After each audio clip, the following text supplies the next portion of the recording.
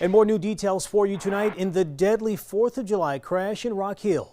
Police have arrested a Lancaster man after investigators say he caused the crash that killed a moped driver. Police say the crash happened yesterday evening on Finley Road when a Ford Fusion turned left in front of a moped. The 43-year-old moped driver was taken to a hospital where he died. Now, investigators say the man on your screen, 35-year-old Jeremy Durham, failed to yield while turning into a driveway.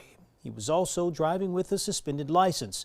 So tonight he's facing charges of failure to yield while turning left and driving under suspension.